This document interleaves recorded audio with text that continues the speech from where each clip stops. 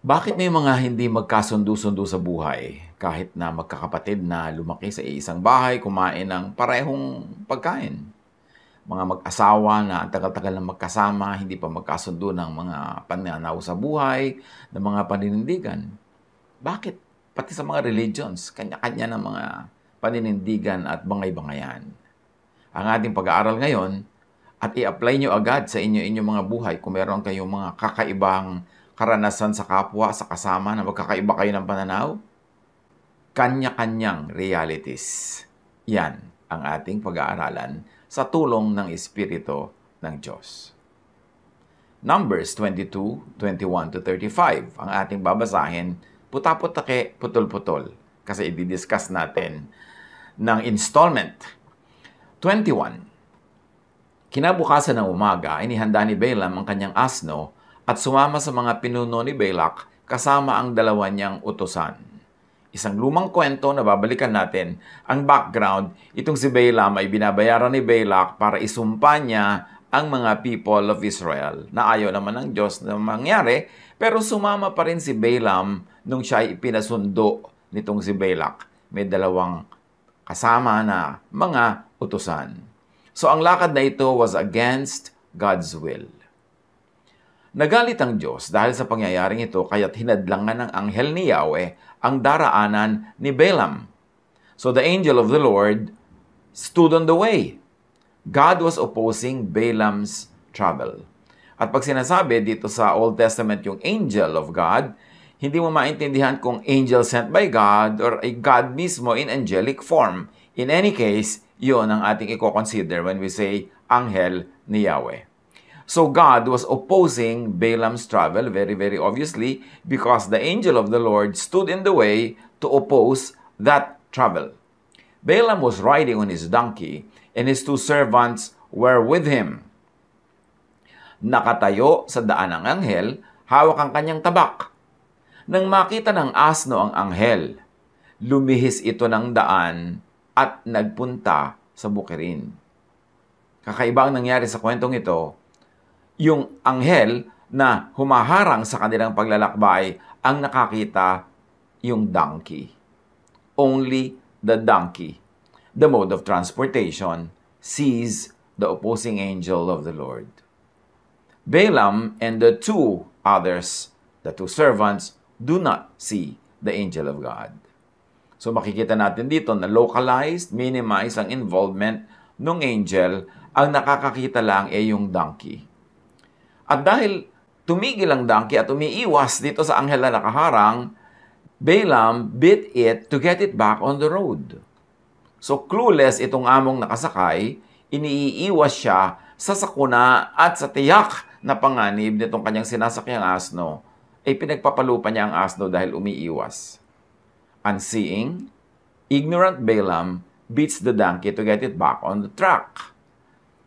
And Balaam hurts his protector, his savior.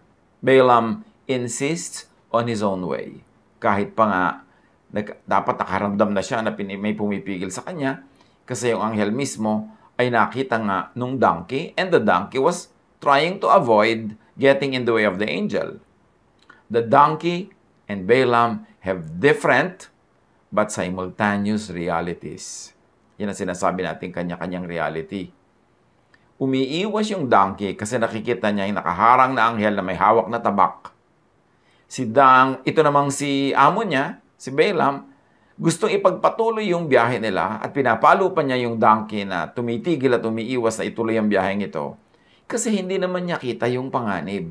Magkaiba ng nakikita ang dalawang ito, bagamat nakaharap sila sa isang direksyon at nasa isang maliit na lugar na kinilalagyan nila yung pinagkaiba ng kanilang nakikita. Interestingly, sa quantum physics, sinasabi dyan, if there are two or more observers, the state of the particle will be different for different observers. Kanya-kanya ng estado yung particle kung may kanya-kanyang observers. One particle can have more than one outcome or state. In other words, facts can actually be subjective and reality will be different depending on who observes. Yan ang sinasabi ng quantum physics na ngayon ay kitang-kita nating nagaganap sa kwentong ito. dalawang pananaw, dalawa ang nakikita, magkaiba sila ng realidad. Now, sa buhay natin, unseeing people could beat those that see, could hurt their protectors or their saviors. Pag kami mga taong bulag, maaaring saktan pa nila yung nakakakita na nag-iiwas sa kanila sa panganib. Ganyan yung mga asawa na pinipigil ng kanyang kabiyak, na kitang-kita ng kabiyak na patungo sa panganib, ayaw papigil, nagagalit pa. Ganyan-ganyan yung mga anak na pinipigil ng magulang, na dahil sa edad ng magulang at karanasan, alam na tinatahak na landas ng anak ay patungo sa kapahamakan, magagalit pa yung anak at sasaktan yung magulang in many different ways. Ganyan din ang mga mamamayan. Kung hindi nila nauunawaan ang ginagawa ng kanilang mga pinuno at sila iniiwas sa panganib, nagagalit pa sila. Magkakaiba kasi ng pananaw. Magkakaiba ng nakikita. Luke 13:34-35. Jerusalem, Jerusalem, you who killed the prophets and stoned those who sent you. Sabi ni Jesus, how often I have longed to gather your children together, as the hen gathers her chicks under her wings, and you were not willing. So dito kinakausap ni Jesus ang Israel na sila pa ang pumapatay sa mga propetang ipinapadala ng Diyos. And of course, sila nga ang pumatay kay Jesus na talagang the ultimate prophet na padala ng Diyos kasi iba ang kanilang pananaw, iba ang kanilang gustong makita. So yung mga may kaliwanagan, yung nakakakita, sinasaktan nila o pinapatay pa nga because they were unwilling to hear. Sabi ni Jesus, look, your house is left to you desolate. I tell you, you will not see me again until you say, blessed is he who comes in the name of the Lord. Dapat ganun ang attitude natin pag merong matalino, pag merong marunong, merong kaliwanagan, merong mensahe mula sa Diyos na magpapadali sa ating buhay, magliligtas sa kapahamakan, magtuturo ng kaliwanagan. Dapat sasabihin natin, blessed is he comes in the name of the Lord. Or blessed is her, she comes in the name of the Lord. Pero ang mga tao, ipinagpipilitan ang kanilang mga pananaw, ang kanilang sariling kabulagan, at ang kanilang makikitid na mga pag-iisip. Dapat nga, we celebrate those that see truth and make others see it. Napaka-pinagpala naman na isang pamilya, isang community, isang lugar, isang bayan, ang humanidad, kung merong mga taong matatalas ang pananaw. Nakakakita ng mga bagay na hindi nakikita ng karamihan. At dahil sa linaw ng kanilang pagkakakita at pagkaunawa, ay naipapakita rin nila at naipapaunawa sa iba in ways of teaching, by teaching, yung kanilang nalalaman. Hindi naman lahat halimbawa nakakakita ng magagandang choreographies. Yun lang gifted with dance. Pero pag itinuro na nila yung nakikita nila sa kanilang balintataw, itinuro nila sa dancers, and the dancers have the skill to obey the choreographer, na ipapakita ng choreographer sa ibang tao yung movement na dati na niyang nakita pa sa kanyang isip. Pero ngayon, through the tool, the dancer, what the choreographer sees only in his head is now seen by everybody on stage. Ganon din ang mga kompositor. Yung nadidinig nila mga himig sa kanilang isip, sa kanilang guni-guni. Kung magaling sila, ay naililipat nila sa notes. Tapos, pag kami nakabasa ng notes na yun at tinugtog ito, lahat ng mundo ngayon na hindi nadidinig yung tugtog na yung gifted musician and composer lang ang nakakarinig sa kanyang isip, maririnig na ng lahat. Ganon din ang pintor. Makakakita ka ng empty canvas, pero yung pintor, buo na sa isip niya kung ano yung nakadrawing doon na isang babaeng kumakagat ng ubas, halimbawa, o ng atis, o ng pipino. Pero hindi pa natin kita yon. Canvas lang na walang laman ang nakikita natin. Pero sa husay ng pintor, na yung nasa isip niya ay ilipat niya sa canvas dahil may skills siya to draw. Marunong siya ng perspective, marunong siya ng color, marunong siya ng shading. Nakikita na natin ngayon yung dating siya lang ang nakakakita. Ganon din ang mga propeta. Ganon din ang mga hinihirang ng Diyos na makakita ng mga malalalim, matataas, malalawak na mga katotohanan. Yung hindi nakikita ng ordinaryong tao, pagka naunawa at nakita noong propeta, noong gifted, noong pinagkalooban ng Diyos, sa kanyang maliwanag na pagkakaalam nito, pagkakaunawa, pagkakagagap, at sa maliwanag niyang paglilipat ng karunungan ito sa pamamagitan ng pagtuturo, sa paggagamit ng mga salita, ng mga illustration, ng lifestyle, and then makikita na rin ng karamihan yung spiritual wisdom na kung sila lang on their own, di naman nila makikita. God has gifted humanity with such priests. Ano bang ginagawa ng priest? Di ba namamagitan mula sa taas at sa baba? Kaya maraming mga religious images, lagi ang kamay, dalawa nakaganyan. Yung isa nakababa, yung isa nakataas. Kasi yung nakataas nakakonect siya sa heaven, yung baba nakakonect siya sa tao, sa lupa. Ibig sabihin siya ay isang priest, isang dinadaluyan ng spiritual blessing. Ganun yung representation ng maraming nakikita nating religious images. Now, yung teacher, yung prophet, ganun din. May connection siya sa taas.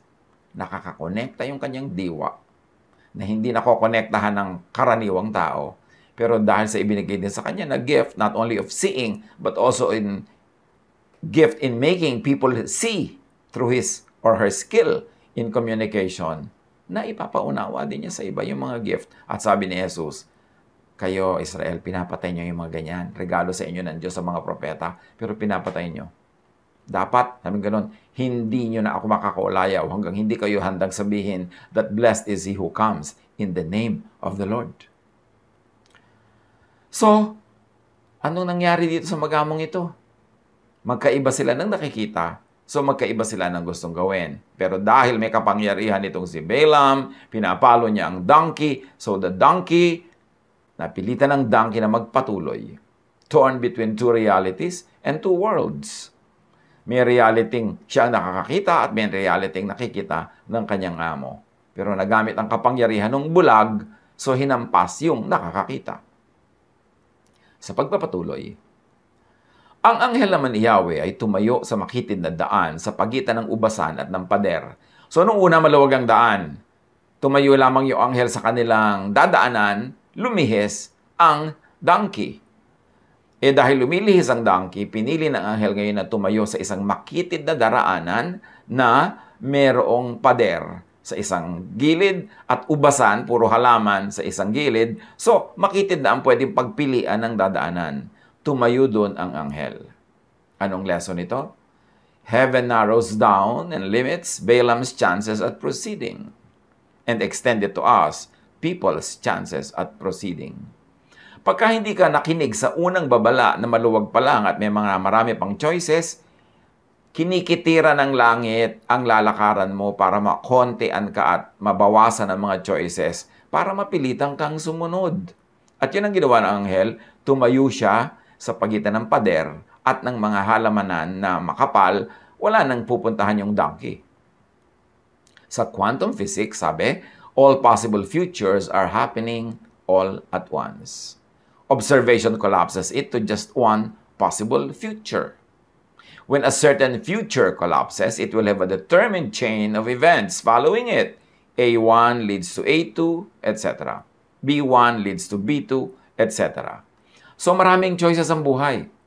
Halimbawa, ang isang estudyante, marami siyang choices kung ano ang pupuntahan niyang kurso. Pag pinili niya yung A1, natural lang, susunod na step niya noon sa next semester, A2, then A3, then A4, then A5, hanggang matapos niya yung course. Yun naman pumili ng ibang kurso, nasa B1 siya, then B2, then B3. Hindi pwedeng nasa A1 ka, lilipat ka sa B2. Ang tawag doon, mga nag-shift. Kaya nasasayang ang oras, nasasayang ang panahon, magsisimula na naman sila sa zero. Ganon din sa buhay at ganon din ang sinasabi ng quantum physics. Maraming choices ang buhay, pero pag meron kang isang tinahak na choice, tuloy-tuloy yon sa isang set of choices na automatic result ng una mong choice. Kaya dapat mamili tayong mabuti bago humakbang. Ngayon, sa pagpapatuloy ng kwento, when the donkey saw the angel of the Lord, it pressed close to the wall, crushing Balaam's foot against it. Nang makita ng asno, ang anghel, sumiksik ito sa pader at naipit ang paa ni Balaam. Imagine that. May pader sa kaliwa, mahabang pader. Sa kanan naman, ubasan, siksik ng halaman, di ka rin pwedeng pumunta. ang anghel tumayo doon sa gitna. Ang ginawa naman itong kawawang asno na patuloy na hinahampas itong kanyang amo para tumuloy, nagsiksik siya sa pader kasi kung hindi yun, ang anghel ang mababangga niya eh. Sa pagsiksik niya, natural ang kaliwang paa nitong kanyang pasahero nabangga at nagasgas at naipit sa pader. Seeing the danger, the donkey tries to keep Balaam and itself away from danger. Even if Balaam could get hurt in the process. Pero di ba mabuti nang maggasgas ang iyong binti, tamaan ng bato ang iyong tuhod, kaysa tagain ka ng anghel? Kaya lang hindi naman niya alam na may anghel na tataga sa kanya. Kaya yung naging better choice ng donkey na ito para sa kanya, yung less hurt and pain, minasama pa niya. Parang parents yan to their children. Or parang the solicitous seeing for the blind people. Ipinipili ka na nila yung less harmful for you para hindi ka mapunta sa more harmful. Pero dahil bulag ka, nagagalit ka pa. Samantalang pinili nila yung less harmful. Halimbawa, isang anak na hibang sa isang pag-ibig na alam ng magulang na disaster ang pupuntahan pag natuloy. Kasi syempre marunong na silang manuri ng tao. Tingnan mo pa lang eh. Pag may nanliligaw sa anak mo, nakaupo pa lang doon sa sopa, alam mo na kung walang kinabukasan ng anak mo, kung bisita ka sa bahay mo, nakahuyaya doon, halos tumihaya at gumulong doon sa sala. Walang, alam mo nang, tamad to. Lagi na lang nakaslouch.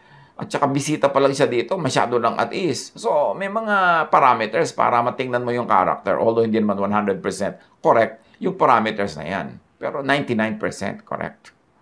So, pagka nakita ng ganon, pwede kang anak na palayuin ang magulang, papuntahin ka muna sa probinsya, kung baliw na baliw ka, itira ka sa tiyo mo sa malayo, etc. At walang cellphone, walang internet. Ay, nasasaktan ka nun, magagalit ka. Pero hindi mo alam, iniiwas ka sa mas malaking panganib. At ganyan ang ginagawa nitong donkey sa kanyang among si Balaam.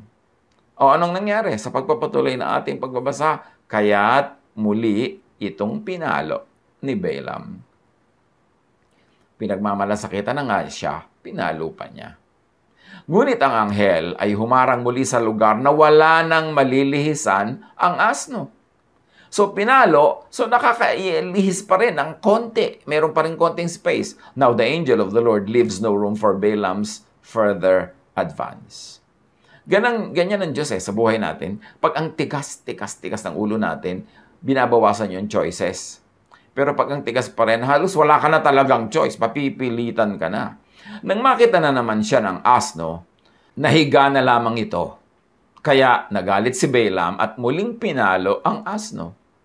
Nung wala nang choice itong si donkey, wala na siyang pupuntahan left or right, humiga na lang. That's the safest place. Kesa sagasaan niya yung anghel at tagain sila. Dahil hindi nga nakikita ni Balaam ang anghel, muli niyang pinalo ang asno. The seeing donkey takes the only option left. Lie down. That is to stop moving forward. But Balaam hurts the donkey once more. The more the seeing tries to save the unseeing, the more the stubborn blind hurt their Savior. Ngunit, pinagsalita ni Yahweh ang asno sa wakas. Itinanong nito kay Balaam, ano bang kasalanan ko sa iyo? Bakit 3 beses mo na akong pinapalo? First, the Lord opened the donkey's eyes only. It could and should have been enough kung nakiramdam lang sana si Balaam. Pero kulang pa yung mata lamang. Binuksan na rin pati bibig. Makikita nyo na kung nakinig lang sana tong si Balaam sa simula pa lang, tama na dapat Yung bumalik na sila, wala nang lecture, wala nang paluan. Pero ang pilit, so ngayon, dumating na sa ganito, humantong na sa ganito. Those with open eyes, those who see, are also given the gift of speech, as we have seen. Ipinakita sa iyo ng Diyos ang katotohanan, bibigyan ka rin niya ng bibig para magsalita.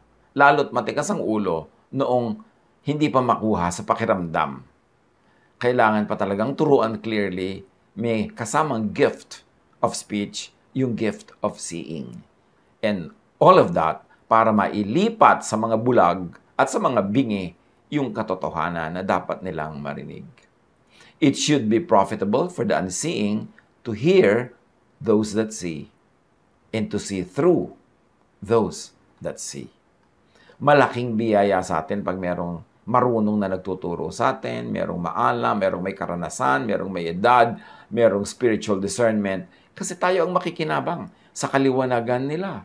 Now, the donkey did not know na siya lang ang nakakakita. At least, that's what we see from the verses. Hindi naman sinabi sa atin ng verses na alam ng donkey na siya lang eh. So, nagtataka rin siya.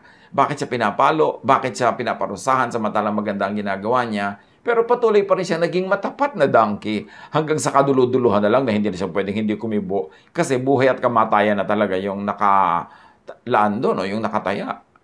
Those that see could be oblivious to the blindness of others.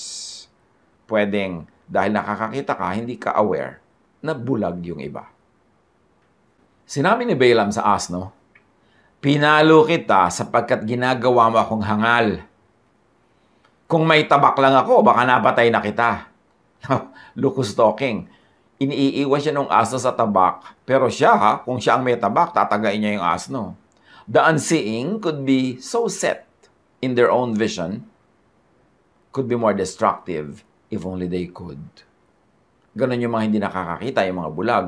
Sobra silang decided na sila ang tama, sila ang nakakakita.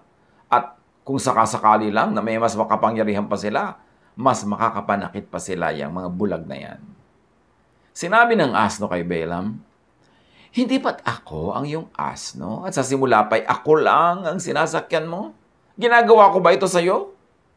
"Hindi," sagot ni Balaam. So the donkey appeals to history, to track record of faithfulness and correctness. Yung mga Balaam dyan, dapat i-apply ito. No? Apply this to parents, to guardians, to teachers, to leaders. Kung ang track record ng inyong boss, ng inyong employer, ng inyong manager, ng inyong magulang, ng inyong elder, ng inyong advisor, ay maganda, mabuti, puro mabuti ang ginagawa nila sa inyo, pag dumating yung punto na parang hindi kayo nagagandahan, nasasaktan kayo sa ginagawa niya, isaalang-alang niya yung nakaraan. Isipin yung, hindi naman siya talaga masama sa akin, mabuti naman siya. So, ba't ganito siya? Siguro may dahilan. So, dapat tayong mag-isip ng dahilan. Bigyan natin ng space sa utak natin. Hindi yung ipagpipilitan lang natin ang ating gusto at papaluin natin, parurusahan natin yung kay tagal-tagal ng mga loyal sa atin. Dapat tayong mag-isip, loyal naman to, ang tagal-tagal na, mabait to. Bakit na kaya nagkakaganyan? Huwag lang tayong magpabulag sa kagustuhan nating mag-proceed sa gusto nating gawin. Tayo ay makiramdam. Sa sandaling ito'y pinakita ni Yahweh kay Balaam ang anghel na nakatayo sa daan at may hawak pa ring tabak. Kaya't nagpatira pa si Balaam. Sa wakas, Balaam is made to see. Balaam gets off the donkey, stops his advance, bows low, humbles himself, falls face down, and surrenders totally. Nung makita niya yung anghel, kinilabutan siya na siya pala kaninang-kanina pa pinagmumuntik-muntikan ng mataga. Sa wakas, lumagay siya sa tamang dapat niyang kalagyan. Tinanong siya ng anghel ni Yahweh, "Bakit 3 beses mo nang pinalo ang iyong asno? Sadyang humaharang ako sa daan sapagkat mali ang binabalak mong gawin. Tuwing makikita ako ng asno ay lumilihis ito. 3 beses na niyang ginagawa ito. Kung hindi siya lumihis, baka napatay na kita. Ngunit siya'y hindi ko sasaktan." So ang linaw-linaw ng anghel, sabi niya, palo ka ng palo sa donkey mo, siya nga nagliligtas sa'yo.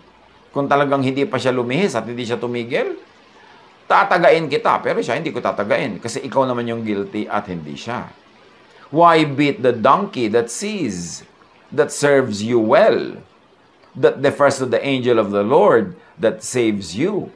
I-apply natin yan agad sa buhay natin, mga kapatid.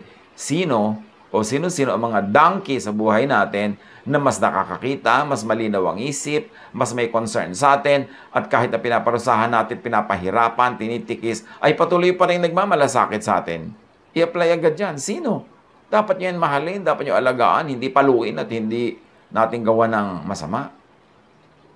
Insisting on blindness, on ungodly enterprise, on cruelty to one's helper and savior, could lead to death or to many forms of death. I-apply natin ito sa quaran. Siyempre tayo nasa quarantine. Sino ang mga anghel na nag-iiwas sa atin sa kamatayan? Sino ang mga anghel na nag-iiwas sa atin sa kapahamakan? Sino ang mga donkey na nakakakita ng pinupuntahan nating danger at tayo iniiwas kahit tayo magalusan, kahit tayo masaktan ng konti, kasi naman tayo mamatay? Sino ang mga donkey dyan na pinaparusahan natin, pinapagalitan, pinapalo natin samantalang iniiwas na nga tayo sa kamatayan? O in smaller terms, iniiwas tayo sa mga sakuna, kasama sa ba natin sa bahay, kasama natin sa trabaho, pero tayo pa itong nagagalit samantalang may concern na nga sila sa atin. Balaam said to the angel of the Lord, I have sinned. Sa wakas, na-realize niya. But to sin here doesn't always have to mean to commit a moral mistake. Because to sin means I have missed the point. I have missed the mark. The Hebrew word kata means to fail or to miss the target. And this is where the word sin comes from. Yung tinranslate. Yung kasalanan, sa Tagalog, sala, hindi ibig sabihin laging gumagawa ka ng masama o mali. Ibig sabihin lang, naghulang ka. Tulad ng sa Laguna o sa Quezon na Tagalog, pag sinabing, ay, sumala, ibig sabihin, hindi mo na-shoot yung bola, sumala, pero hindi ka naman masama. Yung meron kang tina-target, hindi tumama, ay, sala. So, hindi ka naman mali. Ibig sabihin lang, hindi mo na-hit, hindi mo na bullseye. At yun yung kasalanan na madalas ay ginagamit sa Bible na word. Hindi ibig sabihin gumagawa ka ng napakamali o napakarumi. Hindi mo lang na-hit yung target. Kinapos ka. At sabi ni Balaam, nagkasala ako. Seeing, light, enlightenment, liwanag, kaliwanagan, that is all important. Kasi pagka hindi ka naliliwanagan, hindi ka nakakakita, magkakasala ka. You will miss the point. You will miss your target.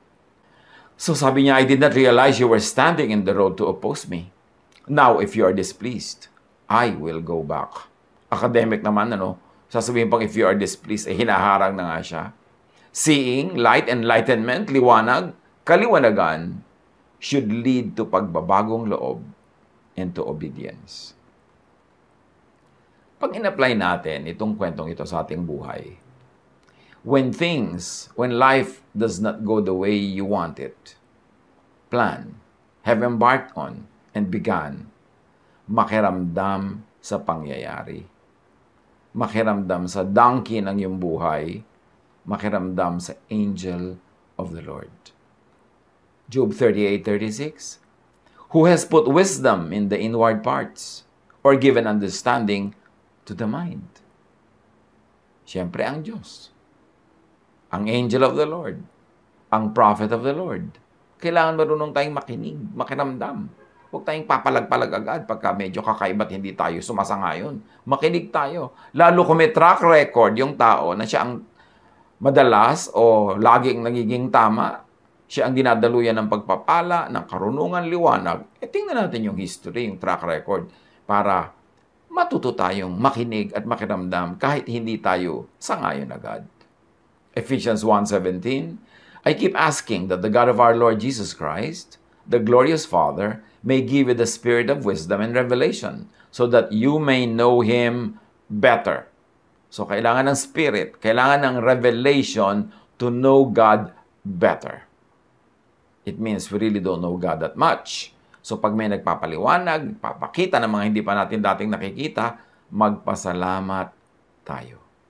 James 1:5, if any one of you lacks wisdom, you should ask God, who gives generously to all without finding fault, and it will be given to you. Sa neuroscience, the human mind is wired to see patterns. Not only does the brain process information as it comes in, it also stores insights from all your past experiences. When we subconsciously spot patterns, the body starts firing chemicals in both the brain and gut. And these are what give us that instant sense that something is right or that it's off. So yan yung tinatawag natin na mga naramdaman mo, yung meron kang kutob. Dahil sa karanasan ng ating isip, marunong na siya mag-process. Nakakakita na siya ng pattern. Meron ng mga alarm bells. Kumakalembang ang mga warning pag yung isip natin nakakakita ng pattern. Ay, ang pinupuntahan nito, danger. Ay, ang ganyang usapan pupunta sa kabastusan. Ay, itong ganitong mga pagbulog-bulong at pagngiti-ngiti pupunta sa pangungutang. Natatandaan na yun ang brain natin. Wina-warningan na tayo. So, dapat tayong makinig. Pag may pattern, ang pagpigil, pagharang sa'yo, ang kabiguan, frustration, ang pain, makiramdam sa pangyayari, sa donkey, sa angel of the Lord. Tulad nun, nakakailang beses nang yung donkey niya umiiwas, gumagawa ng paraan. May pattern na eh. Dapat naramdaman na niya na may nangyayari. Hindi naman ito basta ganito lang. Hindi naman siya dating ganito. So, dapat alam mo na merong danger na pinapasok ka. At sa buhay natin, i-apply natin yung ganyang pakikiramdam. Minsan, hindi mo alam, bakit kaya bigat ang dugo ko sa tao na ito? Bakit kaya wala akong tiwala sa kanya? Wala naman akong pruweba na hindi siya honest. Bakit kaya may kutob na ako? Kasi bukod sa alam ng utak mo, yung subconscious mo, may mga library yan ng information na pag nakakakita na siya ng pattern, naranasan nyo na kasi, nalaman na niya nung araw pa sa mga karanasan mo na kahit nalimutan mo na yung ganitong mukha, yung ganitong ugali, yung ganitong ayos ng tao ay pupunta yan sa sasaktan kanya, natatandaan nyo ng subconscious. Natatandaan ng brain natin. Kaya tayo binibigyan ng warning. Tapos pag hindi ka nakinig sa warning na yon, nagpauto ka pa rin, nasaktan ka pa rin, na 1, 2, 3 ka pa rin, tapos sabihin mo, ay, kaya pala, parang may nararamdaman ako. Yung mga ganong mga kutob-kutob. Kaya dapat tayong marunong makinig sa ganon. Sigurado naman na itong Balaam na to, kinutuban na sa mga nangyayaring pagsuway sa kanya ng kanyang donkey eh. Kaya lang sobra siyang determined sa kanyang personal interest to go on, kaya hindi siya nakinig sa kutob, hindi siya nakinig sa babala. Proverbs 16:25, there is a way that appears to be right, but in the end, it leads to death. Kahit ngayon sa kwaran, there are ways that appear to be right or to be easy or convenient, but it leads to death. Mag-isip-isip tayo kung saan pumupunta ang mga ginagawa natin, ang ating behavior. Proverbs 2:3-5, indeed, if you call out for insight, and cry aloud for understanding. And if you look for it as if for silver, and search for it as if for hidden treasure, then you will understand the fear of the Lord and find the knowledge of God. Proverbs 4:7, the beginning of wisdom is this, get wisdom. Though it cost you all you have, get understanding. Sa psychology, sabi, highly experienced individuals tend to compare patterns when making decisions. They're able to recognize regularities, repetitions, and similarities between the information available to them and their past experiences. So all of this, wired yung brain natin para tayo i-protect sa mga possible danger and possible hardships and pain. Do not trust an obsession when it clearly shows or even just remotely suggests ungodliness. And it could mean moral law is being broken or natural law, common sense, is being broken. Psalm 111:10. The fear of the Lord, which we should also read as common sense, yung fear of the Lord, is the beginning of wisdom. All who follow His precepts have good understanding. So do not trust an obsession when it clearly shows or even just remotely suggests breaking of natural and scientific laws. Dapat tayong makinig. Pero wala, against common sense yata ito. Against science yata ito. Ecclesiastes 7:12, wisdom is a shelter as money is a shelter. But the advantage of knowledge is this, wisdom preserves those who have it. Dapat lagi tayong makikinig sa knowledge, sa wisdom, common sense. At pagka nagbabangga-bangga yung religious sense natin at common sense, hindi ibig sabihin magkabangga ang Diyos at ang science. Kumisan, ang magkabangga lang yung kakayahan nating unawain at pag-isahin yun sa loob ng ating utak. Psalm 37:23, "The Lord makes firm the steps of the one who delights in Him." Napaka-importante na mag-isip, makiramdam, tumingin sa patterns, sa mga babala, huwag magmaang-maangan, at huwag tayong magbulag-bulagan. Ang madalas magbulag-bulagan yung mga in love, o kaya yung mga very interested in something, yung gustong-gusto mo yung isang bagay, na fixated ka doon, na ibinayad mo na pala ang buong puri mo, buong buhay mo, lahat-lahat para makuha mo lang yon. Hindi mo na-realize because you are fixated on something you like very much. That's why we should be suspicious of the things we like very much. Yan ang magiging weakness natin. Proverbs 6:27-28. Kung ang tao ay magkandong ng apoy, kasuotan niya kaya hindi masusunog niyon? Kung ang tao ay tumapak sa uling na nagbabaga, hindi kaya malalapnos itong kanyang mga paa? So mag-ingat-ingat sa paglalaro ng apoy. Katulad ditong si Balaam, naglalaro ng apoy, nakakapaso, nakakasunog. Sa biology, sabi ng natural selection, when faced with danger and need, the careful and more observant species survived, while the less observant likely did not. So yung marunong mag-observe, marunong magbasa ng panganib, marunong makinig sa mga babala, pattern, yun ang naliligtas. Kaya tayo marunong ng pattern. Ano ba yung magulong pattern? Ayaw natin yan. Gusto natin magandang pattern, merong symmetry, merong balance. Kasi pag yung magulo yung pattern, ganun ang pattern ng mga alon na nakakalunod. Yung magulong pattern ng wind, yun ang mga nakakatanggal ng bubong, yung malilipad ka, yun ang talagang dadali ka ng buhawi. Yung mga magugulong pattern ng tubig sa ilog, yan yung pwede kang dala ng agos at malunod.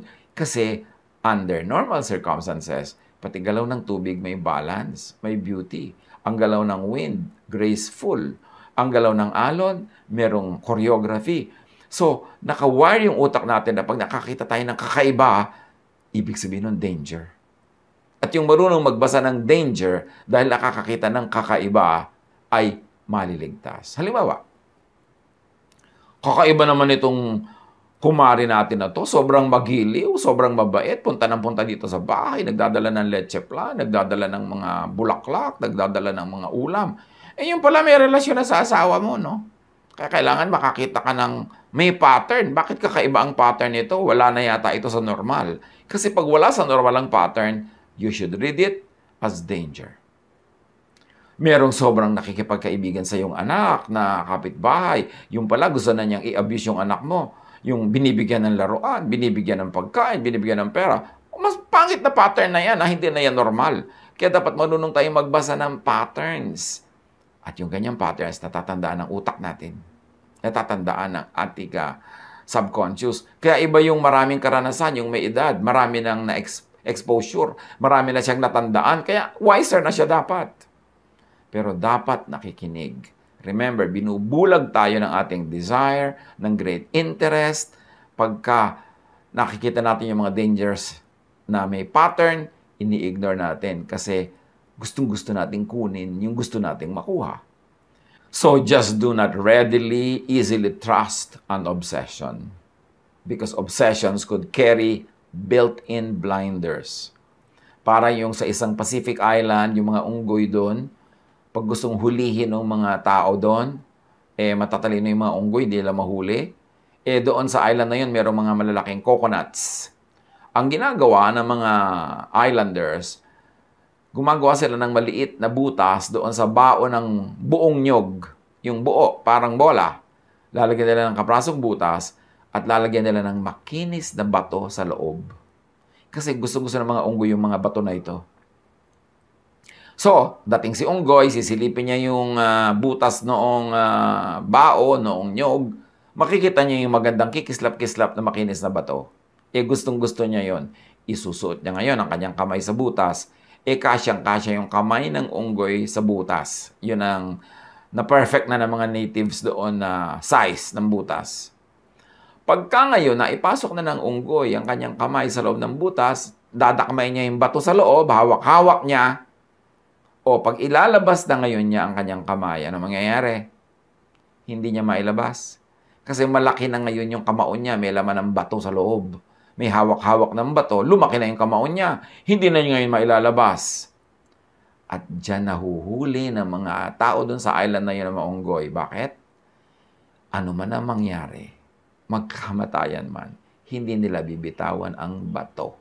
Samantalang, kung bibitawan lang niya ang bato, liliit uli ang kanyang kamay, yung kanyang fist, mailalabas niya uli ang kanyang kamay sa butas at makakalayo siya mula dun sa nyug na nakatali. Kasi nakatali yung nyug, hindi niyo pwedeng dalhin yun kaya trap nga yung nyug na yan eh. Mga kapatid, sa buhay natin, ano-ano ng kapahamakan ang sinuong nyo dahil lang ayaw nyong bitawan ang bato. Kaya sabi ni Darna, ding, ang bato. Pero yung bato ni Darna, maganda sa kanya yon. Pero doon sa unggoy, no. Diba? Minsan ayaw nyong bitawan niyang nanliligaw sa inyo, yung pala kapahamakan ang susuungin. Minsan ayaw niyong bitawan yung gustong-gusto niyong bilhin na isang bagay hanggang nagkautang-utang na kayo. Anong mga ayaw natin bitawan? Nakapahamakan pala. Dapat nakikinig tayo sa ating donkey. Tulad nitong si Balaam, ayaw niyang bitawan yung plano niyang magbiyahe. Romans 8:6. The mind governed by the flesh is death, but the mind governed by the Spirit is life and peace.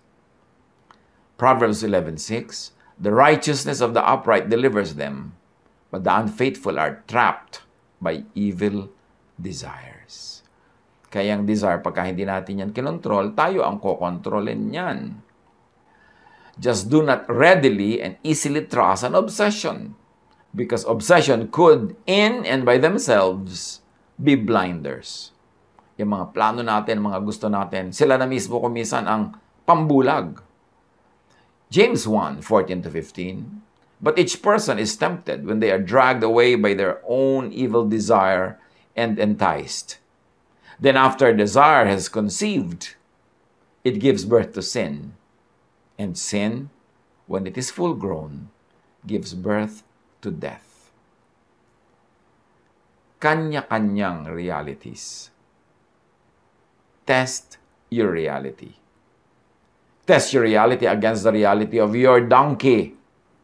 Test your reality against the reality of your teacher, against the reality of people who are more experienced, more knowledgeable, probably more educated than you.